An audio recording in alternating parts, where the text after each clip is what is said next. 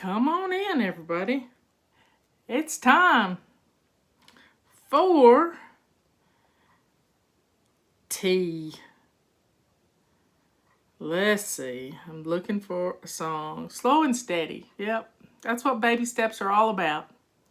Slow and steady. Come on in. I had to pull my hair back. It was way too hot. All day I rush around, but I'm still on the ground, on the ground. My lips is done. I'll soon be fluttering if I can find my wings, find my wings. Impatiently, I want to fly today, but I hear a gentle voice inside me say, I have really thick hair. Slow and steady steps will be my pace. Slow and steady steps will win this race. It will take some time, but the victory will be mine. Slow and steady, I'm gonna learn to fly. It would help if I plugged in a microphone. I'm starting to believe I only race with me, only me.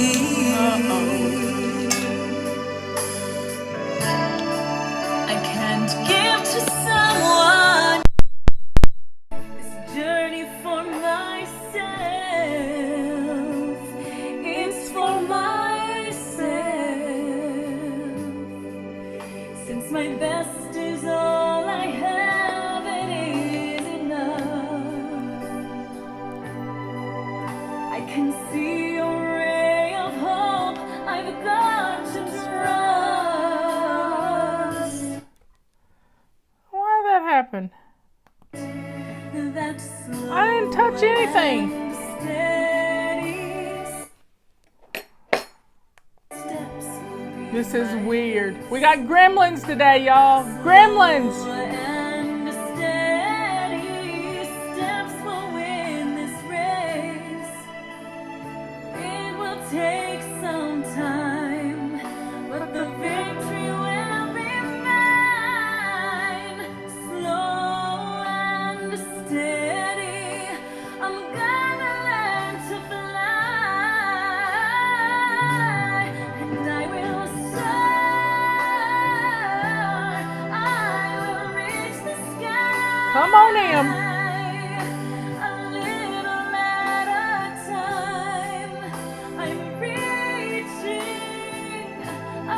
Okay. I don't know where everybody is. Everybody's asleep, I guess. Everybody is asleep. Anyway, here we are. You know, every once in a while, you need to go into your PayPal automatic payments on things, change things up a little bit. I did that a while ago. During the pandemic, I had made some changes in some of the causes I support. I reduced things a little bit, but today I went back in and I fixed them, which made some people really happy. So folks, don't forget to give, but give more than you think you can. This is important stuff, learning how to give. One time I got a fortune cookie, and it was early on in the Fly Lady history. And I've really gotten it twice at two different places. When you continually give, you will continually have. And it's such a beautiful sentiment and the Bible teaches this too. When you give, remember the story of the widow and her two mites? Yes, that was a form of money. It was like 2 pennies. And it was all the money she had. She gave every everything she had. And when you give to help others, people you believe in their cause, people, I mean, one of the things I give to is our association, our alumni association from the high school that Justin and Patty and Dina and Leanne, my sister Leanne, and I went to. And Brandon. So I believe in supporting the people that brung us here, you know?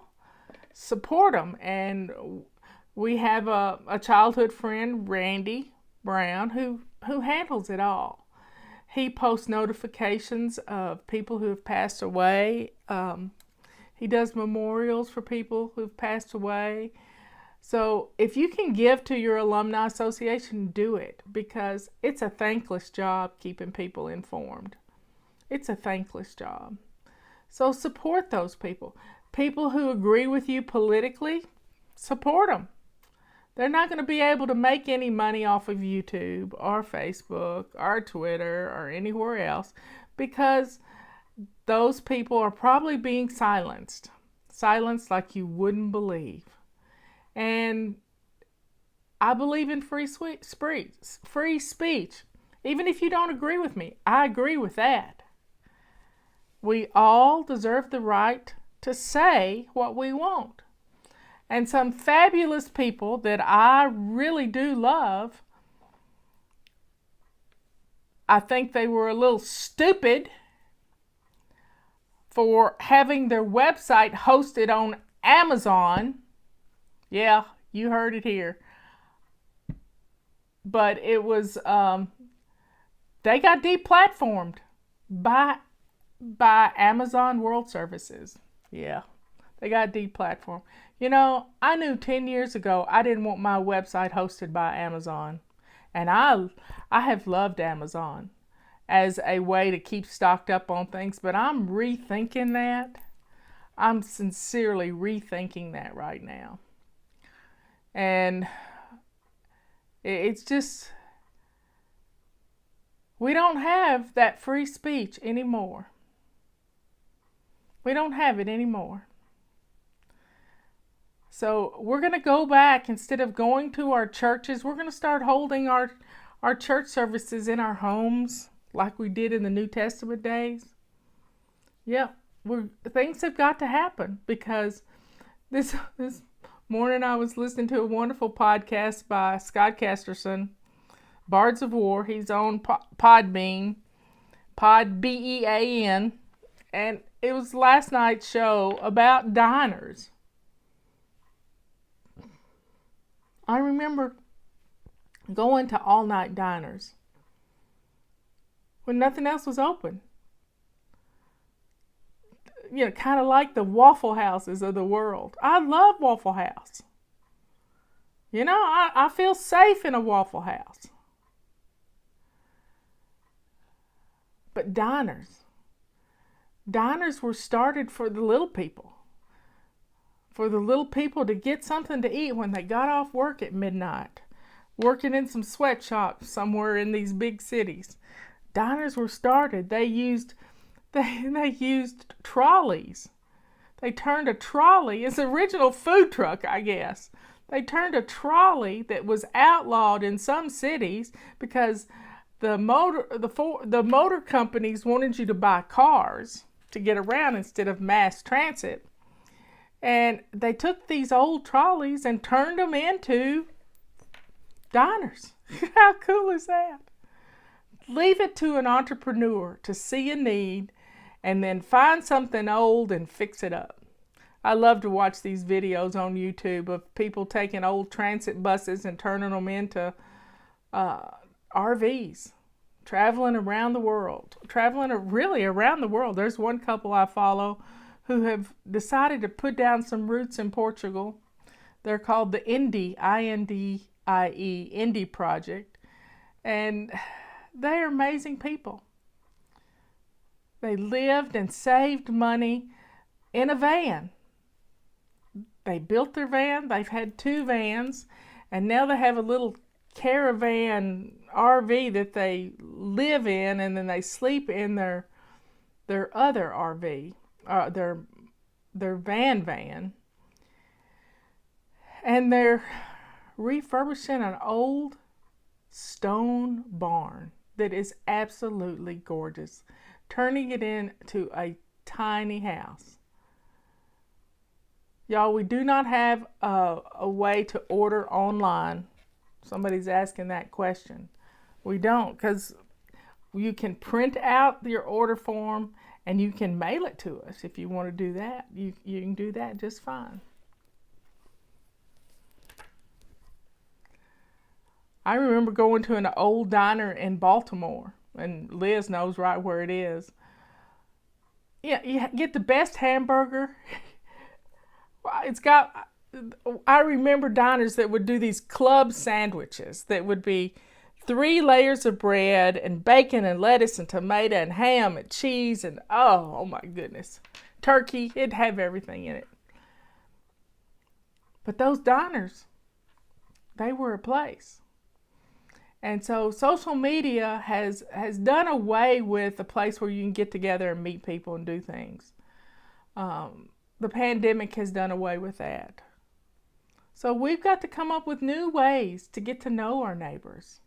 Maybe it's time to have block parties again. Maybe it's time to have movie night out in the cul-de-sac and do some fun things outside with your neighbors. Because when it comes right down to it, you're going to need your neighbors. It's your neighbors who are going to stand up with you or against you, either one. You need to know who they are right now. But get to know your immediate community. I have a man next door. He was a firearms instructor in LA County for the sheriff's department. Love him. Taught him to fly fish a couple of weeks ago. I got an engineer across the street. I've got a couple of retired people next door who love dogs, but she's a master gardener. Yeah, she's a master gardener. And I have a field, and she has a huge yard. If we have to grow a garden, we can do that. So it's up to you to know who your neighbors are. I got a man up the hill. He can fix anything. And my husband can fix anything. So here we are. We have a community of good people. And it's up to us to share the good news of the world, that God sent his only son to die for us. Know where you stand. Stand up for what you believe in. And don't be afraid. Fear is of the devil. Do not allow fear to enter into your vocabulary or your actions. I'm going to start practicing a new habit. And this new habit is called the hour of power. And I'm going to try to do, not going to try because trying is lying. I'm going to do it every day. And maybe I spend an hour in the bathtub. You know, my bathroom is my prayer room. I have Bible verses all over my shower curtain. It's just a place of healing for me. And I was listening to this one lady this weekend, and she says, you know, I killed 2 birds with 1 stone. And I'm thinking, what? She says, I get in the bathtub every morning for an hour. I actually set my timer, she said. And she said, I pray for an hour every day. At the same time, I'm soaking, I'm taking care of me. And she says, I am so empowered when I get out of the tub. And the person who was interviewing her said, doesn't the water get cold? And she says, yeah, but that's okay. I'm on fire. And taking a cool bath is really good this time of year. So the hour of power, that's what I'm going to call it. The hour of power. Because I heard a pastor say this one time. He had gone a long flight and he he as soon as he landed, and I think he was going to somewhere in Africa. As soon as he landed, he wanted to pray. Pray, prayer is more than just asking God for things. It's thanking God and praising God and lifting God up, thanking him for all that he's done for us, counting our blessings and sharing your happiness with the Lord. Share your sadness. He will lift you up in any form. And so that hour of power, I may have to start 15 minutes at a time, but I'm going to work up to an hour. And it can be prayer, it can be meditation, it can be laying flat out on your belly. And I did that a while ago. I wasn't praying. Well, I was praying to find my AirPod that fell out of my ear wherever. It wasn't hooked to anything. But I hadn't used my AirPods in a week, and I decided to put one on so I could be more mobile, not tied to my computer, and I dropped it. And it did a ricochet bounce. Did you know your phone has a way to find your AirPod if you drop it? Well, I turned it on, and I heard the beeping, and I couldn't find it. I got down on my tummy. Robert came back from the grocery store. I said, honey, you missed it. He said, what did I miss? I said, I got down flat on my belly looking under the table. He said, I'd have paid money to see that. And I said, I know. That's why I'm glad you weren't home. If he'd have come home during that time, he'd thought I died. But I was flat down on my belly, facing the floor, saying, oh, God, please help me find my AirPod. I don't want the animals to eat it. And sure enough, I put my flashlight on. I heard the beeping sound. I had to move the table out. But guess what I did while I moved the table out? I cleaned out from under it. Underneath your furniture gets dirty. And if you see it, you got to hit a lick at a snake. I also did some recycling at the same time. So, your prayer hour.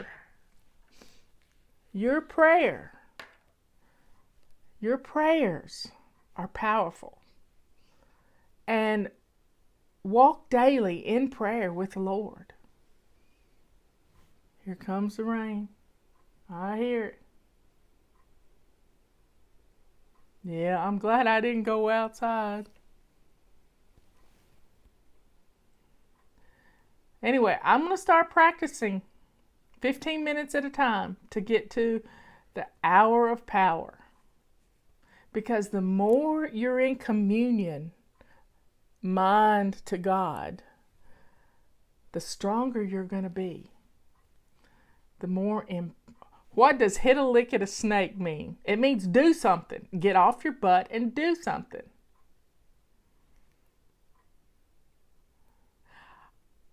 I may turn this room into my prayer room because I've got lots of wonderful things on the walls and I have a great chair right there.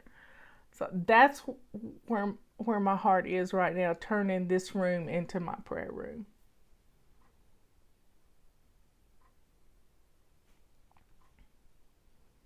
So folks, we are starting Back to Basics real soon.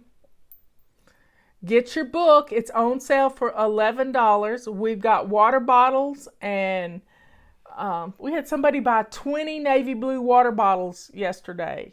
No, this morning. So we got navy blue and we've got Seafoam green. Get your water bottles now. That sale is going away. They're $11 too. We got an $11 extravaganza going. This book, we have $77 off.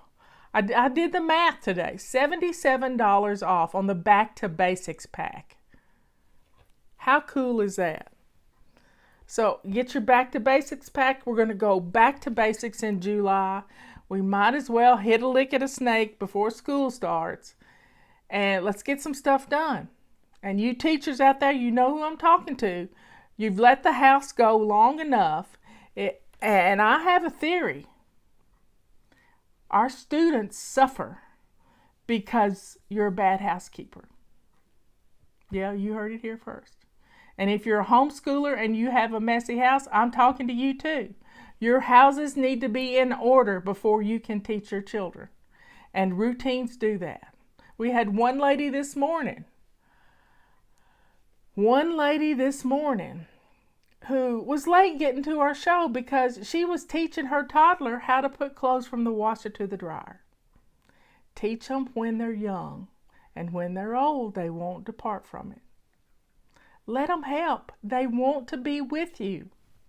They want to be around you. So everybody, take a few minutes today to get down on your knees. And I know it's hard for some of you, but do it up against a chair if you need to. That'll help you get up. There are kneelers that you can buy that are for helping you to get up, that you use out in the yard. So folks, we can do this. I actually have a kneeler right there that helps the cats get up into the bench. I may put a blankie on it, or put a little pillow on it, and that may become my kneeler. Get out your prayer rug. My sister Susan has a prayer rug. So let's get on our knees. Let's take care of things. There's no excuses. Pray, pray, pray. I go straight to God. I don't, in Jesus' name. I pray through Jesus. So I guess He is my intercessor to the good Lord. But it's, dear Father in heaven, I'm going straight to God in Jesus' name. Thank you for these days of my life. Thank you for giving me purpose. Thank you for giving me all these wonderful people that watch me every day. Thank you for my wonderful husband and my son and my grandchildren and my daughter-in-law. Thank you for my family. Thank you for the healing that you make happen in people every day, the miracles of you that change a dire situation and turn it around. I've seen those miracles. We had one yesterday. Beckett got to come home from the NICU after 2.5 months on Father's Day. What a miracle. She weighed 1 pound and 4 ounces, y'all. 1 pound and 4 ounces.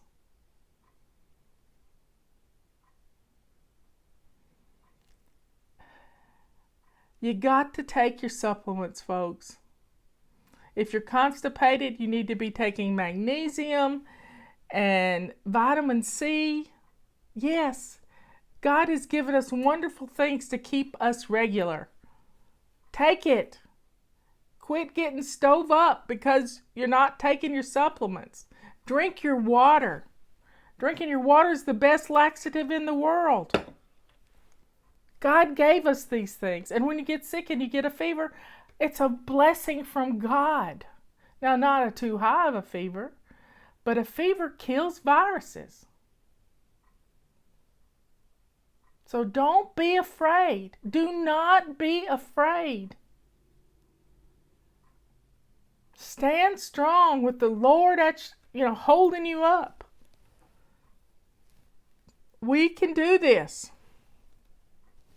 No more fear. No fear. Eyes to the sky. Pray every day. Love like there's no tomorrow. Quit arguing over those stupid things.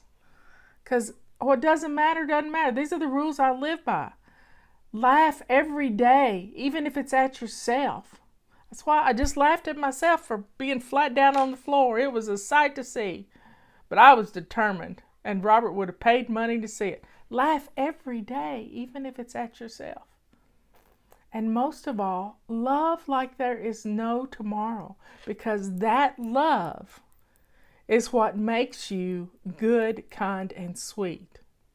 Good to yourself, kind to others, and so sweet that the love just oozes out of you and blesses others all the time. Your cup runneth over. Your cup runneth over. If you haven't read the Screw Tape Letters, it's on YouTube. Look up the Screw Tape Letters by C.S. Lewis. Read them every year. Read them, because I read a letter that was sent to Esther the other day, and Esther got depressed over this letter, and I thought it was a wonderful letter from the State Department saying, we've still got you on the list. Your time's coming for the interviews. We haven't forgotten about you. And she got all depressed. And I said, I want you to look at what happened. Why did you get depressed when your father and I read that letter and thought it was wonderful? And you know why? Because she let the devil get in. She let the devil take over her reactions to things. Negativity is the devil talking. So be strong, be good, kind, and sweet, and take care of yourself. Be good to yourself. Because if you don't, who will? God will take care of you. But you got to be willing to get up off your butt and hit a lick at a snake. I love you all. I will see you in the morning. It's plan and play day. We got to be ready for anything. Like Gemma does. She loves to blow kisses. And there's a kiss for Miss Gemma.